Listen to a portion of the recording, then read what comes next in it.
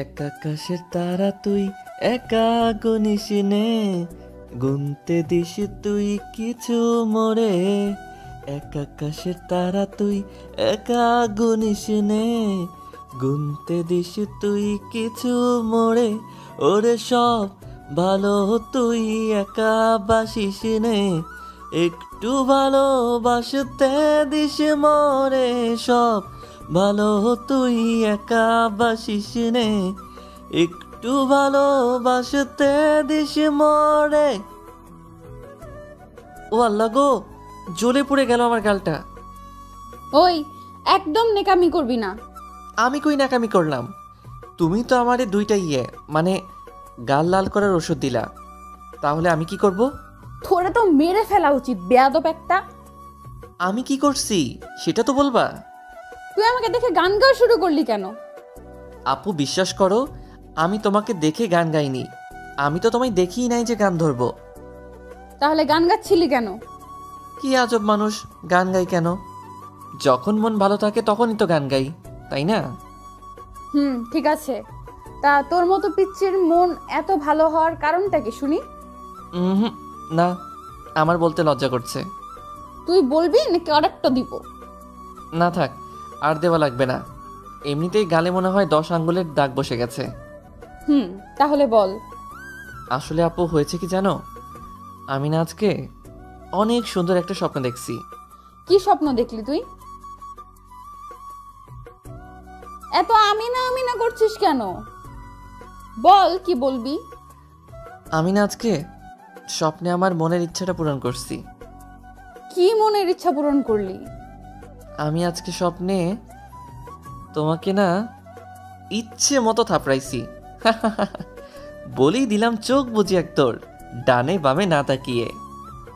আসার সময় শুনলাম তানিয়া আপু আমাকে বলছে, কুত্তা শয়তান, তোরে যদি হাতের কাছে পাই তাহলে তুই শেষ। ধুর, পাগলির কথায় কি কেউ কান দেয়? তাই আমিও দিলাম না। আসলে আজকে বাসা থেকে কলেজ যাওয়ার জন্য বের হয়ে দেখি তানিয়া আপু আমার সামনে দিয়ে কলেজে যাচ্ছে। তাই আমিও আজকে সুযোগ বুঝে পাগলিরে চেতাইয়া দিলাম। আসলে আমি না তানিয়া আপুকে অনেক ভালোবাসি, কিন্তু বলতে পারি না। কারণ কোন সময় কে জানে এই পাগলি চাইতে যায়, তাই কিছু বলি না ভয় করে। দেখছেন ভাই, এই তানিয়া আপুর প্রেমে এত পাগল হয়ে গেছি যে আপনাদের আমার পরিচয় দিতেই ভুলে গেছি। আমি রবিন শেখ, বাবা মায়ের একমাত্র সন্তান। আর আমার একমাত্র বড় ছোট বোন আছে, যার নাম নীলা।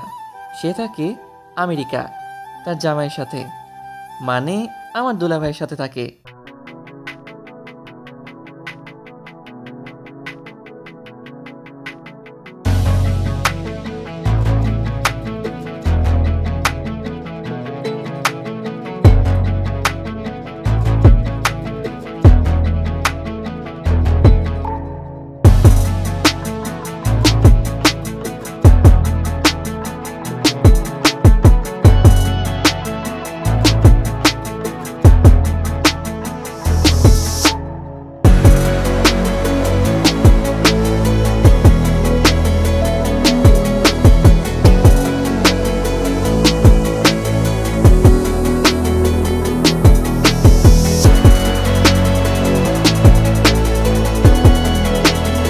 ক্লাসের মেয়েদের গায়ে কাগজ ছিঁড়ে গোল গোল করে ওদের মারছিলাম, কিন্তু ওরাও আমাদের সাথে মজা শুরু করে দিছে।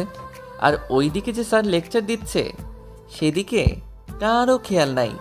পরে স্যার ক্লাস শেষ করে চলে গেল, আর আমরা আমাদের মতো মজা করে যাচ্ছি। একটু পরে সব ক্লাস শেষ করে বাইরে বের হচ্ছি, সবাই মজা করতে করতে হঠাৎ করে সাথে ধাক্কা খেয়ে পড়ে গেলাম। আমি কার সাথে ধাক্কা খেয়ে পড়ে গেলাম সেটা দেখার জন্য তাকিয়ে দেখি তানিয়া আপু আমার সাথে ধাক্কা খেয়ে পড়ে আছে, আর আমার দিকে এমনভাবে তাকিয়ে আছে মনে হচ্ছে পুরো গিলে ফেলবে। আমি তার এই রূপ দেখে দৌড় দিছি। এক দৌড়ে বাসায় চলে আসলাম। বাসায় এসে কলিং বেল বাজানোর পর আম্মু এসে দরজা খুলে দিয়ে আমাকে হাঁপাতে দেখে বলল, কে রে, হাঁপাচ্ছিস কেন? কে ধাওয়া করছে? মা কি যে বলবো, তোমার ছেলে যে আজ প্রাণ নিয়ে বাসায় আসতে পারছে এটাই অনেক বড় কথা। তা আমার গুণধর ছেলেকে কোনো মানুষ নাকি জিন ধাওয়া করছে? মা, ও জিন না, কিন্তু মানুষরূপী পেতনি। পেতনি গো পেতনি। তা কে সেই পেতনি? ওই যে আমাদের বাসার উপরতলায় থাকে না, তানিয়া আপু, ওই আপুটা। কি, তুই তানিয়াকে পেতনি বলছিস? তোর সাহস তো কম না। নিশ্চয়ই তুই কিছু করছিস, তাই তোকে ধাওয়া করছে। মা আসলে হয়েছে কি, পরে মাকে সব খুলে বললাম। তুই একটু মানুষ স্বভাব, মেয়েটা অনেক ভালো, তুই ওর পিছনে লেগেছিস কেন? ভালো না চাই, আমি ওকে কত ভালোবাসি, আর ও কি কিছুই বোঝে না। বলেই মুখে হাত দিলাম। কি বলে ফেললাম। কি, তুই তানিয়াকে ভালোবাসিস? আমি মাথা নেড়ে সম্মতি জানালাম। কি রে, কথা বল, তুই কি ওকে ভালোবাসিস? তানিয়া কি জানে? না, ওকে কিছু বলি নাই। তানিয়া তো তোর থেকে অনেক বড়। বড় হয়েছে তো কি হয়েছে, আমি ওর জুনিয়র বড় হয়ে থাকতে চাই।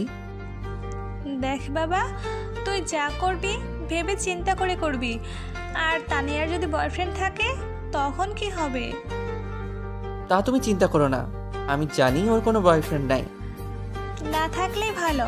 যা ফ্রেশ হয়ে নে, আমি খাবার দিচ্ছি। যাচ্ছি। পরে আমি গোসল করে দুপুরের খাবার খেয়ে রুমে এসে ঘুম দিলাম। এক ঘুমে বিকালে উঠলাম। ঘুম থেকে উঠে ছাদে গেলাম। গিয়ে দেখি তানিয়া আপু দাঁড়িয়ে আছে। আমি পেছন থেকে গিয়ে বললাম, আপু আমাকে মাফ করে দাও প্লিজ, আমি ওই সময় ইচ্ছা করে ধাক্কা দেই নাই। জানি। আচ্ছা, তোমার কি মন খারাপ? কেন, তোর এমন মনে হলো? না মানে তোমায় দেখে মনে হচ্ছে যে তোমার মন খারাপ। আচ্ছা, বাদ দে এই কথা। এখন বল তোর জিএফ কেমন আছে? আস্তাগফিরুল্লাহ, আপু আমার কোনো জিএফটিএফ নাই। তাই বল, আমি বা কাকে জিজ্ঞেস করলাম? তুই তো পিচ্ছি, তোর আবার জিএফ আসবে কোথা থেকে? আপু তুমি কিন্তু আমায় অপমান করতেছো। তোর আবার মান অপমান আছে নাকি? নাই মানে অনেক বেশি আছে, আর আমার বয়স 19 চলে। পিচ্ছি হলাম কিভাবে শুনি? ও লে লে লে, পিচ্চির দেখি 19 বছর হয়ে গেছে, আমার যে বিশ্বাস হচ্ছে না। তা কি করলে তোমার বিশ্বাস হবে শুনি? সেটা আমি কি জানি? আমি জানি কি করলে বিশ্বাস করবা। কি করবি তুই? দেখাচ্ছি কি করি। বলেই তানিয়া আপুকে জড়িয়ে ধরে 4 ঠোঁট এক করে দিলাম। তানিয়া আপুকে কিস করার পর যেই ছাড়া পেল। পিচ্চি শয়তান কুত্তা, তুই আমার সাথে এটা কি করলি? উফ আপু লাগছে তো। আর তুমি তো বললা আমি পিচ্ছি না বড় হয়েছি, এটা প্রমাণ করতে। তাহলে এখন কেন মারতেছো? তাই বলে এভাবে প্রমাণ করবি? শয়তান একটা। আচ্ছা, আমি না হয় জোর করে তোমাকে কিস করলাম, কিন্তু তুমি আমাকে আটকালে না কেন?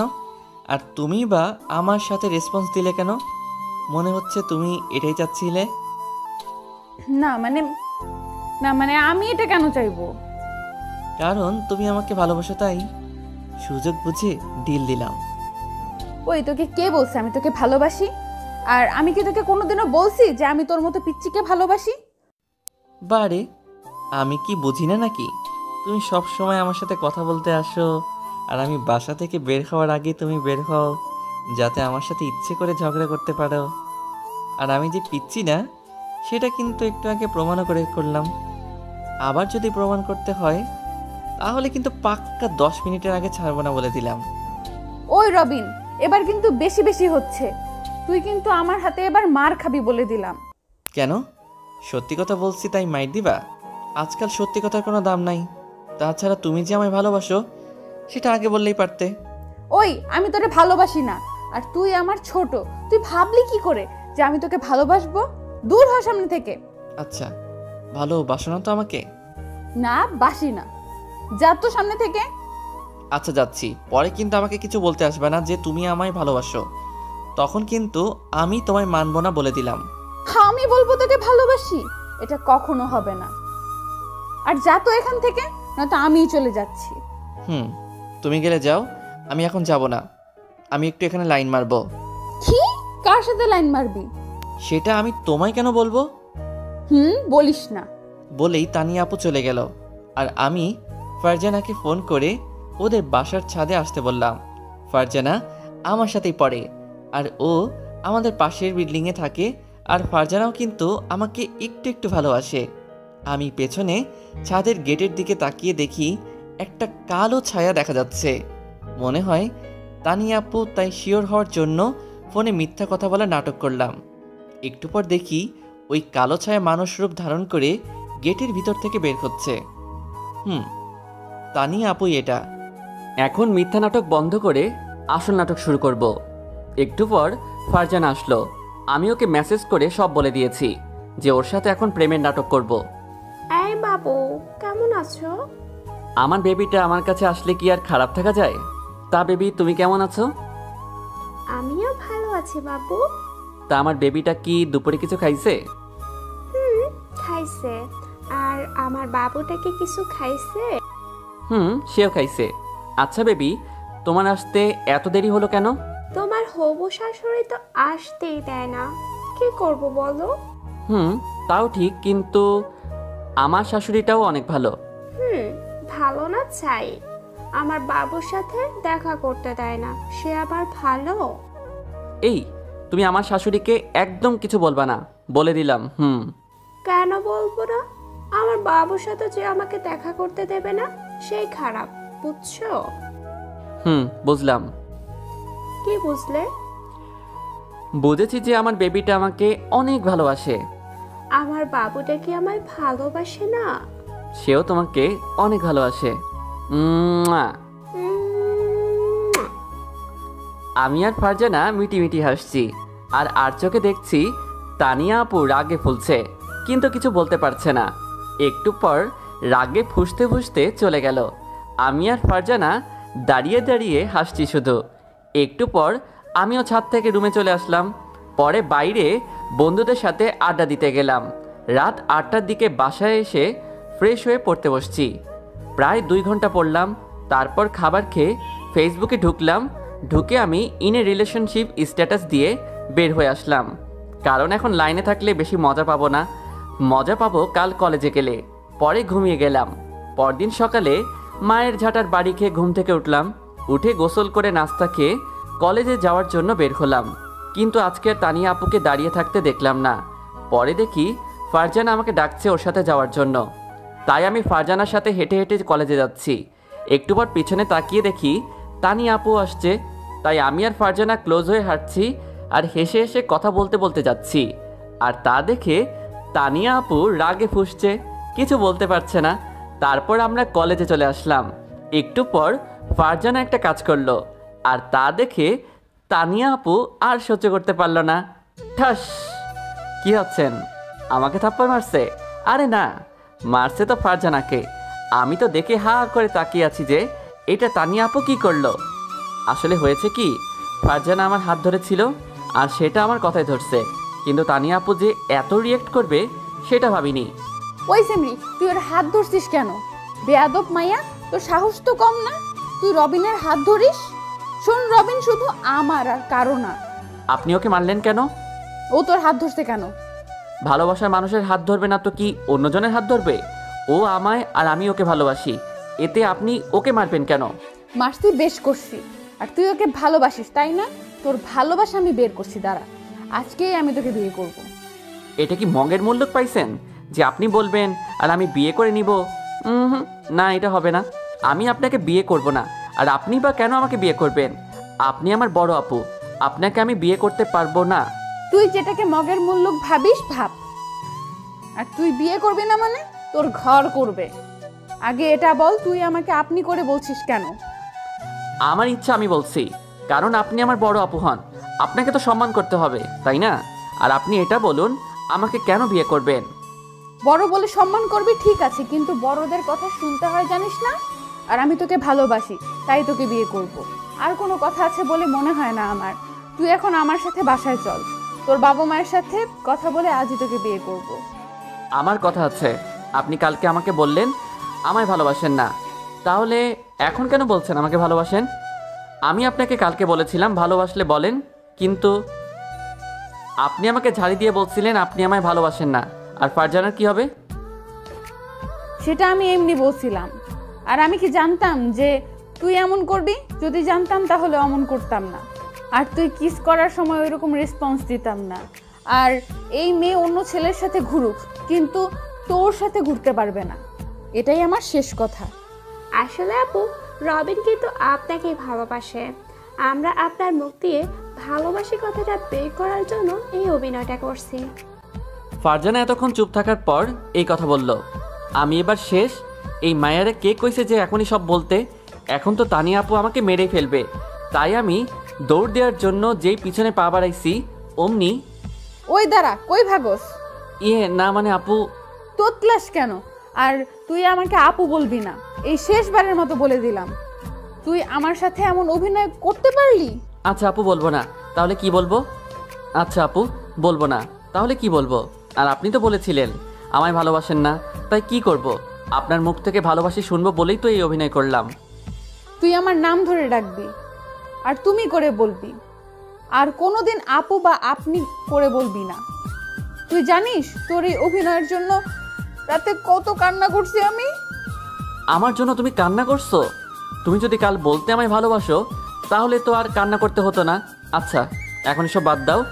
তুমি বলছো আজকে আমায় বিয়ে করবা, সেটার কি হলো? সত্যি কি বিয়ে করবা নাকি মিথ্যা কথা বললা? ওই, তুই আর আপু প্রেম কর, আমি তোদের মাঝখানে নাই। আচ্ছা ফারজানা, তুমি আমাকে মাফ করে দাও। বুঝোই তো, ভালোবাসার মানুষের হাত যদি অন্য কেউ ধরে তাহলে কেমন লাগে। আমারও তেমন লাগছিল, তাই তোমাকে রাগের মাথায় থাপ্পড় দিচ্ছি। আপু, মাপ চাওয়ার কি আছে? আপনি আমার বড় আপুর মতো, আপনি মাপ চাইয়েন না প্লিজ। আর আমি কিছু মনে করিনি। আপনারা থাকেন, আমি আসি, আমার ক্লাস আছে। আর রবিন, তুই আজকে ক্লাস করবি?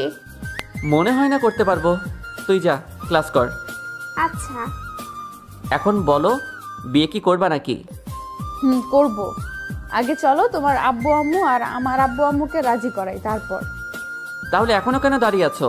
চলো তাড়াতাড়ি বাসায়। তারপর আমি আর তানিয়া আপু, থুক্কু আপু বলা যাবে না, আমি আর তানিয়া রিক্সা ডাক দিয়ে রিক্সায় উঠলাম।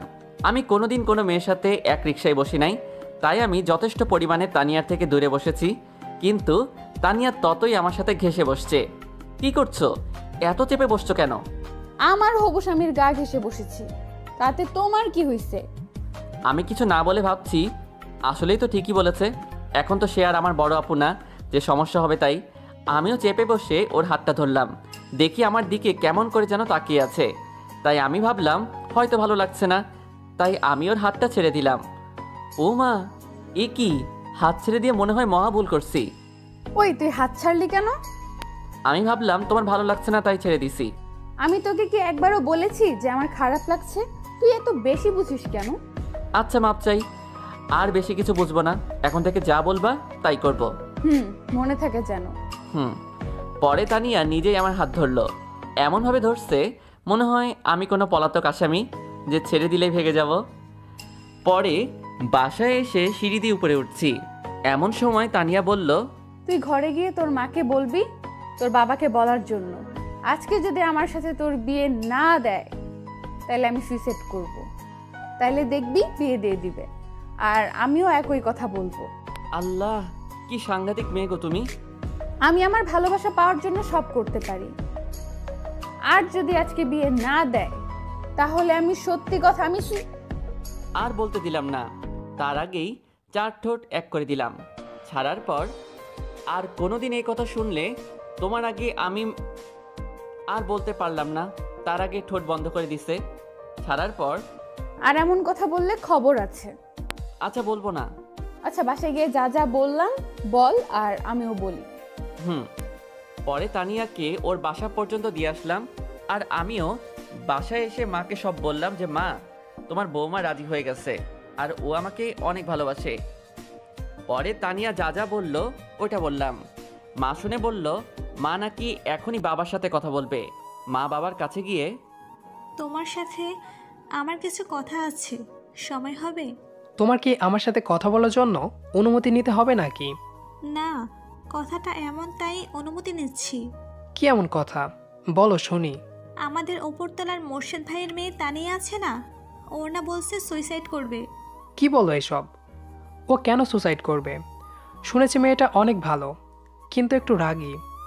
তাহলে সুসাইড করবে কেন? ও বলছে আজকে রাতের মধ্যে যদি ওর বিয়ে না দেয় তাহলে নাকি ও সুইসাইড করবে। বিয়ে করবে? বিয়ে দিয়ে দিক না, তা পাত্রটাকে। সেটাই তো সমস্যা। কিসের সমস্যা? সমস্যা হলো পাত্র তোমার ছেলে রবিন। কি বলো এসব? রবিন তো ওর থেকে ছোট, তাহলে কিভাবে সম্ভব এটা তুমি বলো। সেটাও ঠিক আছে, কিন্তু ওরা একে অপরকে ভালোবাসে। আর তানিয়া সুইসাইড করলে তো রবিনও কিছু একটা করে ফেলবে, তখন আমরা কি করব? তাই বলে নিজের থেকে 3 বছরের বড় মেয়েকে বিয়ে করবে? তো কি হয়েছে? আমাদের মহানবী সাল্লাল্লাহু আলাইহি সাল্লামের কথা কি ভুলে গেছ? উনিও তো ওনার থেকে 15 বছরের মেয়ে মা খাদিজা রাদিয়াল্লাহুকে বিয়ে করেছেন। মহানবী সাল্লাল্লাহু আলাইহি ওয়াসাল্লাম হলেন মহামানব। তুমি তোমার ছেলেকে তার সাথে তুলনা করছো কেন? আর তোমার ছেলে কি এমন মহান কাজ করেছে যে মহামানবের সাথে তুলনা করছো? আমি তুলনা করছি না, কিন্তু আমরা তো ওনারই উম্মত, তাই বলছি তুমি এদের বিয়েটা মেনে নাও। আগে ওর বাবা মায়ের সাথে কথা বলি, তারপর সিদ্ধান্ত নেব, এর আগে না। আচ্ছা বলো। পরে বাবা বসা থেকে উঠে মনে হয় তানিয়াদের বাসায় গেল, আর আমি এসব কথা আড়াল থেকে শুনছিলাম। মা আমার কাছে এসে বলল, তোর বাবাকে বলছি এখন তানিয়াদের বাসায় গেছে, মনে হয় আজই তোদের বিয়ে হয়ে যাবে। মা তোমাকে অনেক ধন্যবাদ। ধুর বোকা ছেলে, মাকে কেউ ধন্যবাদ দেয়? না মা, কিন্তু তোমার মতো কেউ হয় না। হয়েছে, এখন যা একটু রেস্ট নে। তোর বাবা আসুক, দেখি কি বলে, পরে শপিং করতে যাবি। আচ্ছা। পরে আমি রেস্ট নিতে গেলাম। আসলে আমার বাবা মা অনেক ভালো, আর আমি আমার বাবা মার সাথে অনেকটাই ফ্রি হয়ে কথা বলি, কারণ তারা আমায় বলে মনে যা আছে সব প্রকাশ করতে, নয়তো ভবিষ্যতে অনেক কষ্ট পেতে হবে। তাই আমিও সব কথা শেয়ার করি, কিন্তু নিজের বিয়ের কথা কিভাবে নিজের মুখে বলি। তাই মাকে বলছি, আর বাবা কি করলো দেখলেনি তো। একটু পর বাবা এসে বলল রাতে বিয়ে হবে। আমি তো দরজা বন্ধ করে খুশিতে লুঙ্গি ড্যান্স দেওয়া শুরু করলাম। তারপর আর কি, বিয়েটা হয়ে গেল। বাসর ঘরে ঢুকে বললাম, এই তুমি নিচে বিছানা করছো কেন? কেন মানে? ঘুমানোর জন্যই তো করা হয়েছে। তুমি আমার সাথে বিছানায় শুবে, তুমি নিচে শুতে পারো না। এই যে মিস্টার, আপনার মনে হয় কোথাও ভুল হচ্ছে। কিসের ভুল? আমি নিচে ঘুমাবো না, তুই ঘুমাবি, যা নিচে যা। কি আবল তাবল কথা বলছো? তোমার মাথা ঠিক আছে তো? আমার মাথা একদম ঠিক আছে, তুই যা নিচে ঘুমা, আর আমাকে একদম ছুবি না বলে দিলাম। না, আমি নিচে ঘুমাবো না। আর তুমি আমার বউ, আমি তোমাকে ছুবে না তো কে ছুবে বলো? কারো ছোঁয়া লাগবে না, তুই নিচেই ঘুমাবি, যা। আর আমাকেও ঘুমাতে দে। প্লিজ তুমি বোঝার চেষ্টা করো, আমি কোনো দিন নিচে ঘুমাই নাই যে এখন নিচে ঘুমাবো। ঘুমাস নাই, এখন ঘুমাবি। বলেই তানিয়া খাটে শুয়ে পড়ল। আমি আর কোনো কথা বলতে পারলাম না, তাই বাধ্য হয়ে নিচে শুয়ে পড়লাম। আসলে আমার কয়েকটা হারামি বন্ধু ওরে বলছে আমি নাকি আগে আরও 4-5টা প্রেম করছি, তাই বউ আমার সাথে এমন করছে। ধুর, ভালো লাগে না। বাসর ঘরে এমন হবে জানলে বিয়েই করতাম না। ও আল্লাহ, তুমি কই, একটা দড়ি ফালাও, আমি উপরে উঠে যাই, আর ভালো লাগে না। এসব ভাবতে ভাবতে কখন যে আমি ঘুমিয়ে গেছি বুঝি নাই। সকালে একটু আগে যখন ঘুম ভাঙলো, দেখি আমি নড়তে পারছি না। তাই চোখটা ভালো করে খুলে দেখি তানিয়া আমার উপর শুয়ে আছে। তাই ভয়ে আমি তাড়াতাড়ি উঠে পড়লাম, না জানি আবার কি বলবে। আমি উঠছি, তাই তানিয়ারও ঘুম ভেঙে গেছে। আর উঠেই, ওই তুই উঠলি কেন? না মানে তুমি আমার উপর শুয়ে আছো তো, তাই ভাবলাম যদি আমি ছুঁই তাহলে তোমার সমস্যা হবে। এটা বলেই আমি বাথরুমে ফ্রেশ হতে চলে গেলাম। ওকে আর কথা বলতে দিলাম না, আমার কিছু বলার নাই। যে মেয়ে তার স্বামীকে নিচে ঘুম পাড়ায় তার সাথে আমার কথা নাই। আমার অনেক কষ্ট হয়েছে নিচে শুতে। আমার মনে হয় না তানিয়া আমাকে ভালোবাসে। যদি ভালোবাসতই তাহলে এমন করতো না। আমি ফ্রেশ হয়ে ঘরে এসে দেখি তানিয়া নেই, মনে হয় বাইরে গেছে। তাই আমিও আর খোঁজাখুঁজি না করে কলেজ ড্রেস পরে রেডি হয়ে বসার ঘরে গেলাম। গিয়ে দেখি সবাই বসে আছে, আর আমাকে কলেজ ড্রেস পরা দেখে, কি রে, তুই কি আজই কলেজে যাবি? যাব। কেন, যেতে কি মানা আছে নাকি? মানা হবে কেন? কাল বিয়ে করলি আর আজই কলেজে যাবি, তাই বলছিলাম। না মা, আমি আজকে কলেজে যাব। বিয়ের জন্য কি আমার পড়াশোনা থেমে থাকবে নাকি? আমি আমার মতোই চলবো। আচ্ছা খেয়ে যা, তোর সাথে পরে কথা বলবো। না, আমি এখন খাবো না, একটা গুরুত্বপূর্ণ ক্লাস আছে, তাই আর খাবো না। আসি। আচ্ছা যা। আমি চলে আসলাম, কিন্তু তানিয়াকে কিচ্ছু বলিনি, আর ওর দিকে তাকাইও নাই। তাকিয়ে লাভ নাই, কারণ রাতে যে কাজ করছে এরপর থেকে আমার মনে হয় শুধু আমাকে কষ্ট দেওয়ার জন্যই বিয়ে করছে। আমি কলেজে চলে আসলাম। যেই না ক্লাসে গেছি, দেখি সবাই আমার দিকে ভূত দেখার মতো তাকিয়ে আছে। তাই ওদের কাছে গিয়ে, কি রে, এভাবে তাকিয়ে আছিস কেন? কাল তুই বিয়ে করলি আর আজ কলেজে? কেন আসতে পারি না মনে হয়? আসতে পারিস তো, এখন নতুন বিয়ে করেছিস। কই একটু ভাবির সাথে কয়দিন মজা করবি, তা না করে কলেজে আসলি, তাই বললাম। আমার ইচ্ছা, আমার যখন মন চায় কলেজে আসব, যখন মন চাইবে না কলেজে আসব না। আর কিছু বলল না, ওরা বুঝে গেছে আমার মন খারাপ, তাই এমন করছি। পরে আমি সব ক্লাস করে ক্লাস থেকে বের হলাম। যেখানে আমি কোনোদিন সব ক্লাস করি না, সেখানে আজ আমি সব ক্লাস করছি। আর তা দেখে সবাই অবাক। আমার ফোন বন্ধ করে রাখছি, কেউ ফোন দিলে পাবে না। আর বাসা থেকে না খেয়ে আসছি যখন, বন্ধুদের সাথে আড্ডা দিয়ে দেখি মন ভরে নাকি পেট ভরে। পরে বন্ধুদের সাথে রাত 8টা পর্যন্ত আড্ডা দিলাম। পরে মোবাইল খুলে দেখি মায়ের আর বাবার নাম্বার থেকে প্রায় 100টা কল আসছে, আর তানিয়ার নাম্বার থেকে আসছে 150টার মতো। তাই আমি ভাবলাম বাসায় কিছু হয়েছে নাকি, তাই তাড়াতাড়ি বাসার দিকে রওনা দিলাম। হাঁটছি, এমন সময় তানিয়ার নাম্বার থেকে কল আসলো। আমি ধরলাম না, আবার হাঁটতে শুরু করলাম। কিছু দূর যেতেই মায়ের নাম্বার থেকে কল আসলো। মা বলো। ওই হারামজাদা, তুই কই? সারাদিন বাসায় ফিরিস নাই কেন? আর তোর ফোন বন্ধ কেন? মা, আমি বন্ধুদের সাথে আড্ডা দিচ্ছিলাম, তাই দেরি হয়ে গেছে, আর ফোন এমনি বন্ধ রাখছি। তুই এখনই বাসায় আয়। বাসার কাছে আছি, আসছি। আচ্ছা জলদি আয়। পরে ফোনটা পকেটে রেখে বাসার দিকে হাঁটতে লাগলাম। বাসায় এসে কলিং বেল দিতেই দরজা খুলে গেল। মনে হয় আমার জন্যই অপেক্ষা করছিল। আমি ভেতরে ঢুকে তো অবাক। ভিতরে ঢুকে দেখি আমার মা বাবা, তানিয়ার মা বাবা সবাই বসে আছে, কিন্তু তানিয়াকে দেখছি না। তানিয়া কই? আইসে হারামজাদা, ওই কই ছিলি এতক্ষণ? তুই জানিস বাসার কি অবস্থা? কি হয়েছে বাসায়? তুই জানিস বৌমা এখনো কিছু খায়নি, সেই সকাল থেকে না খেয়ে আছে। ও কেন না খেয়ে আছে? তুই নাকি ওর সাথে রাগ করছিস, তাই না খেয়ে আছে। আচ্ছা, আমি দেখছি বলেই নিজের রুমের কাছে গেলাম। গিয়ে দেখি দরজা ভিতর থেকে বন্ধ, তাই কয়েকটা টোকা দিলাম, কিন্তু খুলছে না। পরে তানিয়াকে ডাক দিয়ে বললাম দরজা খুলতে। আমার কণ্ঠ শোনা মাত্রই দরজা খুলে দিয়ে আমাকে ভেতরে টেনে নিয়ে গেল।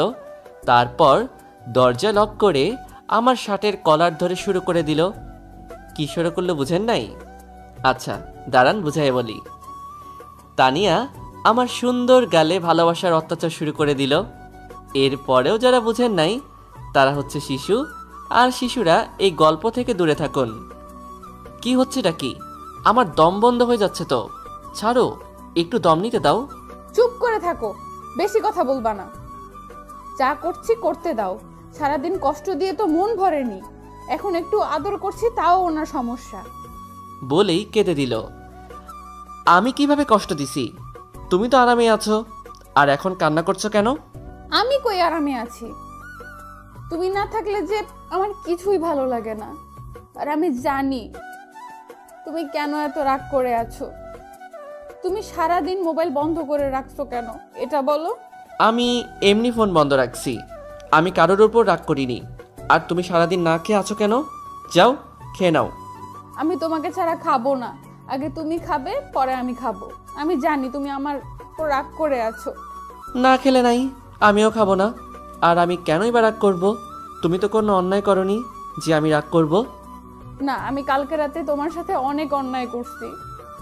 তোমার বন্ধুরা কি বলছে না বলছে তা শুনে আমি তোমাকে শাস্তি দিছি, আর ওই শাস্তির ফল আমি এখন পাচ্ছি।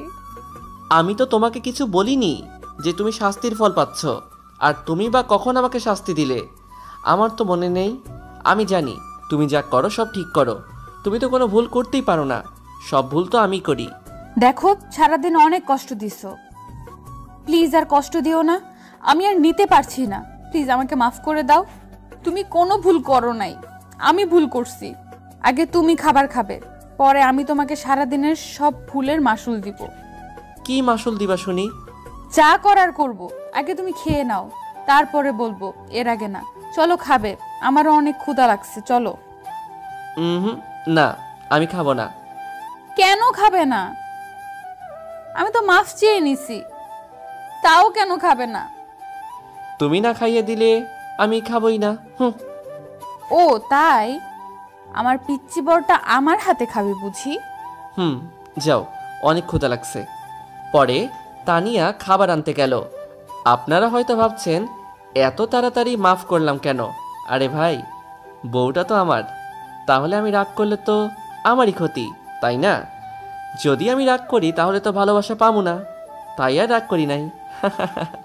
একটু পর তানিয়া খাবার নিয়ে আসলো, হাতে 2টা প্লেট নিয়ে আসছে। তাই, এই তুমি 2 প্লেটে খাবার আনছো কেন? শুধু কি তুমি খাবে, আমি খাবো না? দুইজনে 1 প্লেটে খাবো।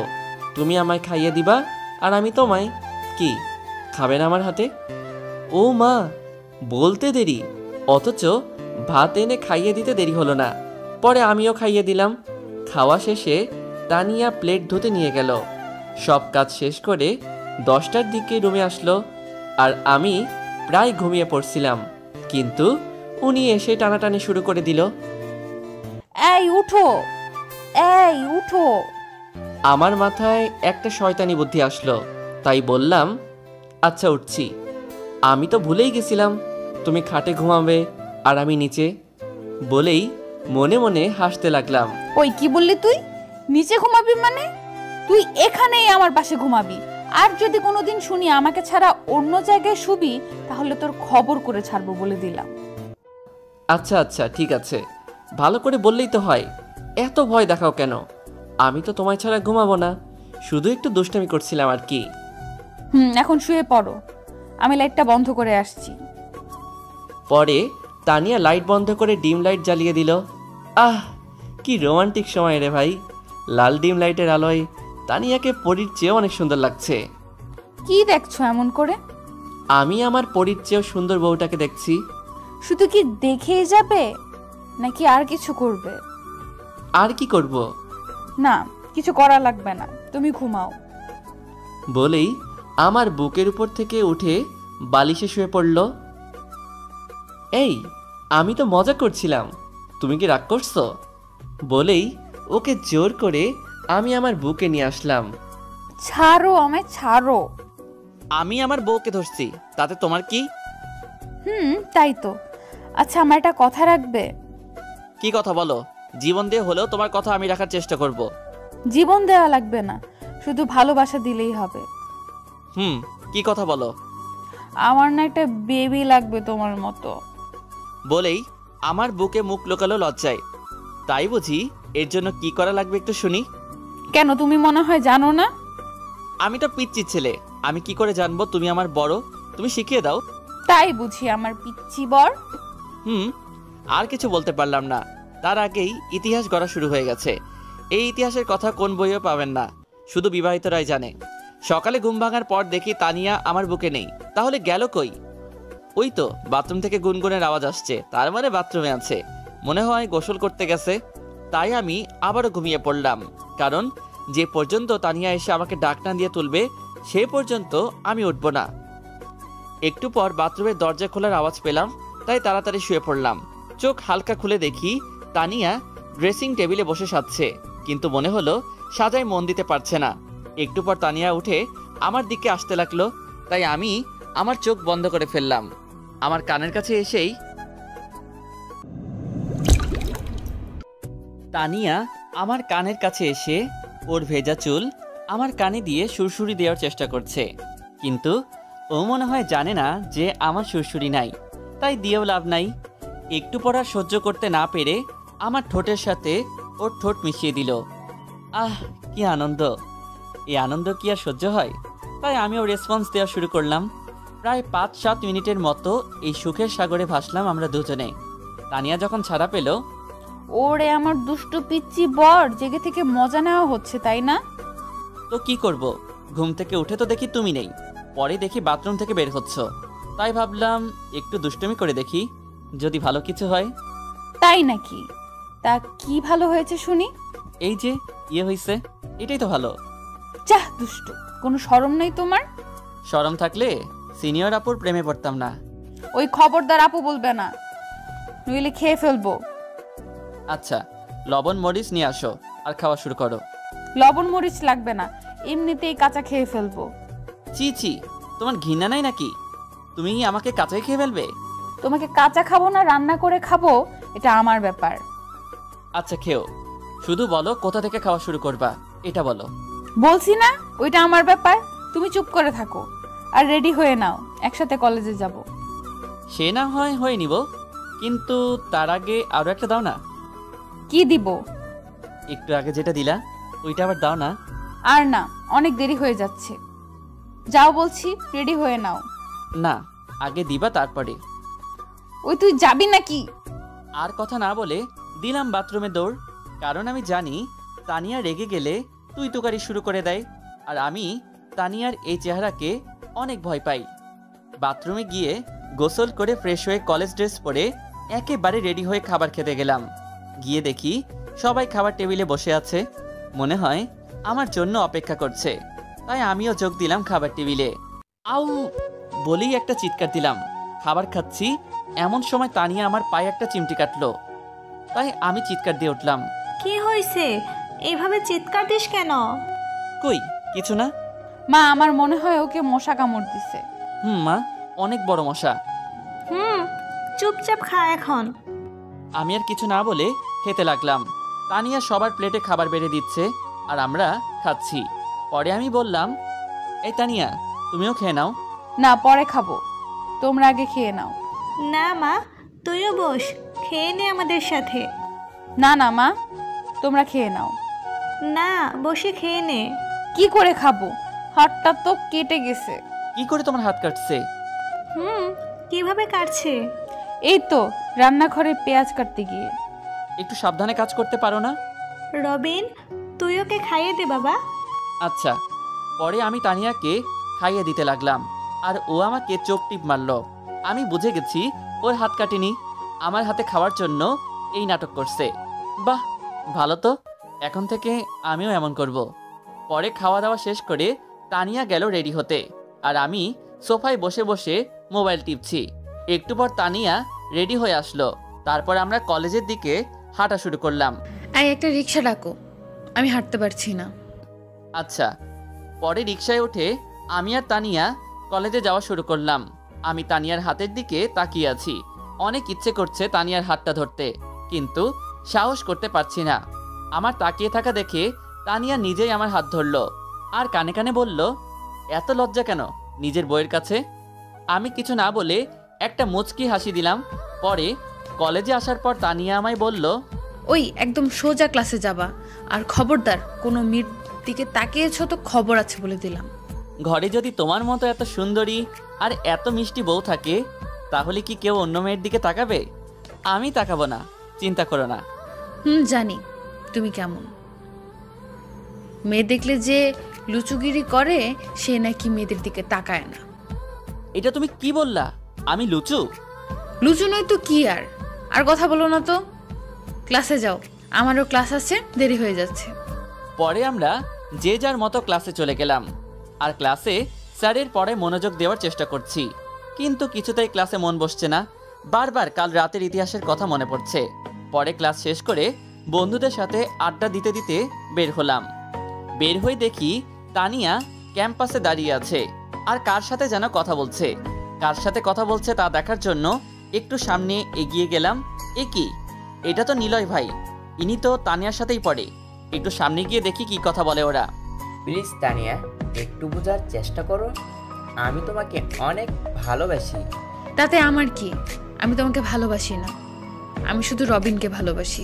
আরে ও তো পিচ্চি ছেলে, ওকে তুমি কিভাবে ভালোবাসো? রবিন পিচ্চি হোক তাতে তোমার কি, আমি ওকেই ভালোবাসি। আর ও আমার স্বামী।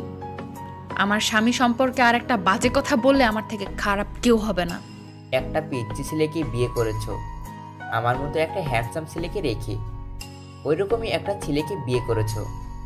ওকে তোমার সাথে মানায় না তানিয়া, তোমাকে শুধু আমার সাথে মানায়। তানিয়া নিলয়কে থাপ্পড় মারলো, আর তাও আমার জন্য। আমি তো দেখে অবাক। তোর কাছ থেকে শিখতে হবে আমাকে কার সাথে মানায় আর কার সাথে মানায় না। জানোয়ার, দূর হয়ে যা আমার চোখের সামনে থেকে। আর কোনোদিন যদি তোকে আমার সামনে দেখি তাইলে ওই দিন তোরে শেষ করে ফেলবো। এই বলে তানিয়া চলে আসতে লাগলো, আর নিলয় তানিয়ার হাত ধরলো। আর তা দেখে আমার মাথা গরম হয়ে গেছে। তাই আমি বললাম, নিলয় ভাই, হাতটা ছাড়েন। আইসা পড়ছে তোমার পিচ্চি বড়। পিচ্চি হলেও ভালো আছি। আমি তো আপনার মতো লম্পট না যে অন্যের বইয়ের হাত ধরে টানাটানি করব। ওর হাতটা ছাড়েন বলছি।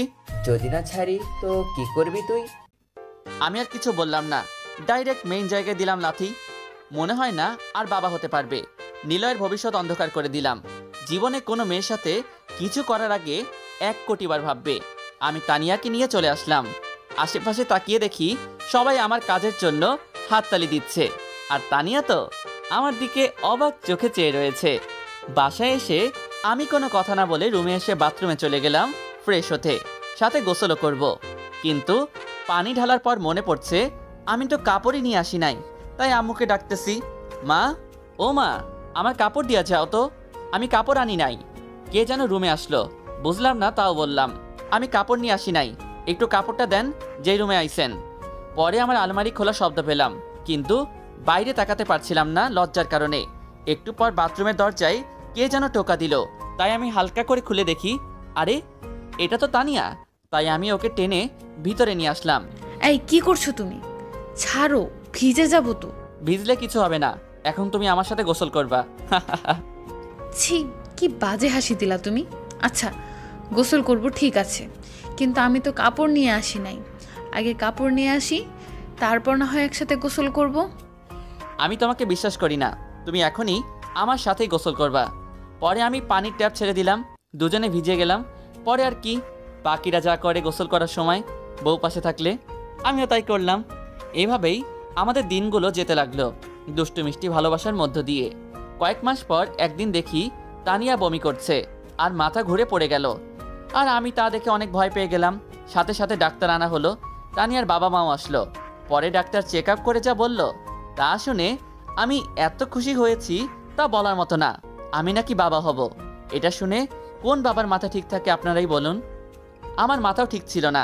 সবার সামনেই তানিয়াকে কোলে তুলে ঘুরতে লাগলাম, আর তানিয়া তো লজ্জায় লাল হয়ে গেছে। যখন আমার হুঁশ হলো তখন আমি নিজেই ওকে নামিয়ে দিলাম। পরে বাবা আমাকে মিষ্টি আনতে পাঠালো। আমি মিষ্টি এনে দেখি আমাদের বাসায় আত্মীয় স্বজনে ভরে গেছে। আমার আর তানিয়ার বন্ধু বান্ধবীরা বাসায় এসে তানিয়ার সাথে গল্প করছে। আমার হাতে মিষ্টি দেখে সবাই ফকিরের মতো ঝাঁপাইয়া পড়ছে। মনে হয় কতকাল মিষ্টি খায় না। শালারা সব ফকির মনে হয়। খাওয়া দাওয়া গল্প মাস্তি করে সবাই যে যার বাসায় ফিরে গেল, আর আমি তানিয়াকে নিয়ে ব্যস্ত হয়ে পড়লাম। তানিয়ার প্রতি আমার আর পরিবারের যত্ন বেড়ে গেছে। তানিয়াকে আমরা কোনো প্রকার কাজ করতে দেই না। এদিকে আমার ফাইনাল পরীক্ষাও হয়ে গেল। রেজাল্ট অতটা ভালো করতে পারি নাই, তবে জাতীয় বিশ্ববিদ্যালয়ে পড়তে পারবো।